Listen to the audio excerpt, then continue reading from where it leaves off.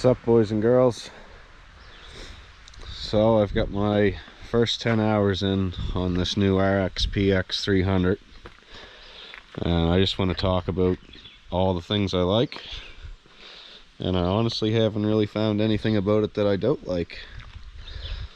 The first thing, it's got adjustable sponsons right from factory. Tells you which settings are for what. I think that's great. I want to talk about this new hull, the new the new T3 hull, sorry. So what you have is, when you look underneath the ski, the nose right above the handlebars is kind of cut deeper than the rest of the hull, and it gives it a real nice stable feeling on the water. And at high speeds, I mean, this thing barely moves you off the seat even when you're hitting waves. It's just incredible how good it handles and how good it takes the waves, the bumps, so on. It's got absolutely insane acceleration. These machines have a factory built-in launch mode, so once you engage your sport, you hold the VTS up and down, and that turns your launch control on. I will say I was expecting a little more right out of the hole with this machine, but like once this thing hits 30 kilometers an hour, it's just absolutely ludicrous on the water. Just crazy.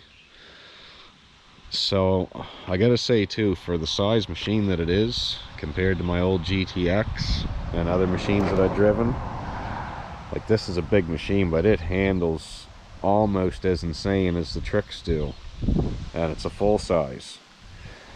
But what's nice is you don't get so much smashing and pounding around on your body with these things.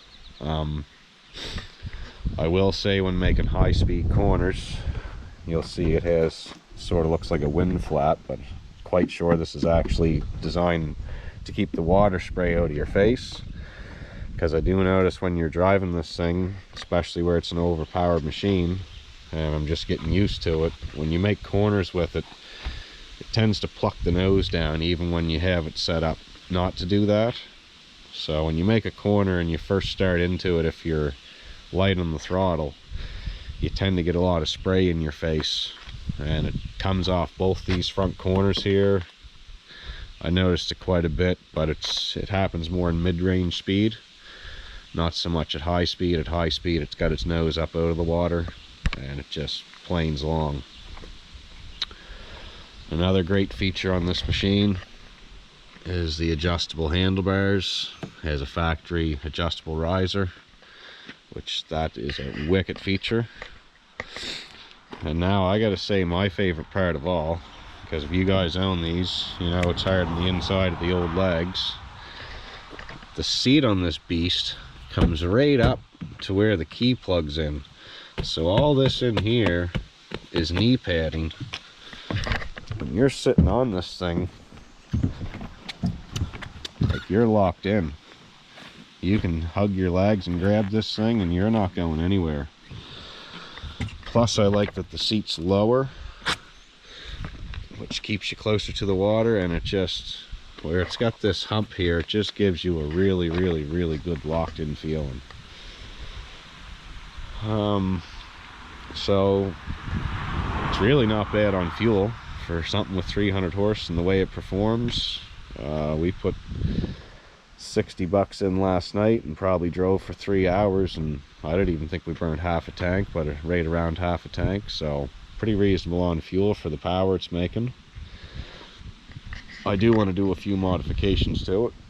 I want to put a scum on it and probably a cold air intake.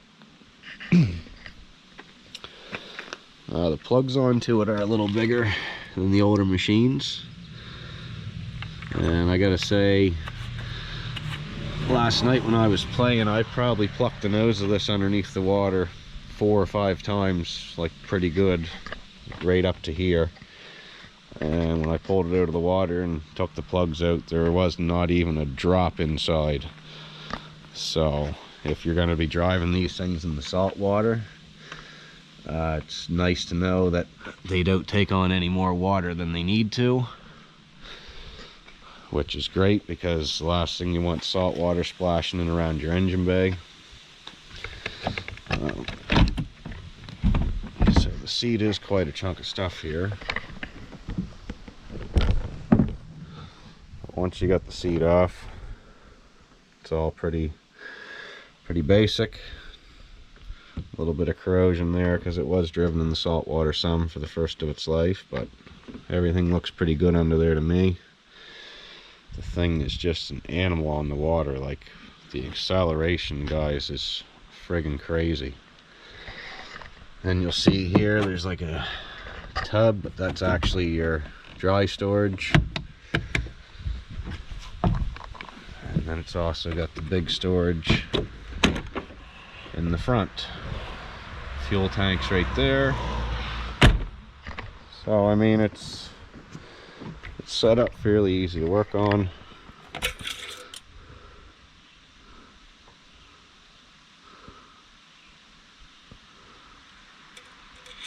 Oil's good. So very happy with my purchase here. Might put a lot of hours on the old red grill down there in the back, and every hour onto them is just awesome, great fun. So that's my review for now. Literally nothing about this machine that I do not like. Maybe the water spraying on slow corners, but other than that, no complaints at all.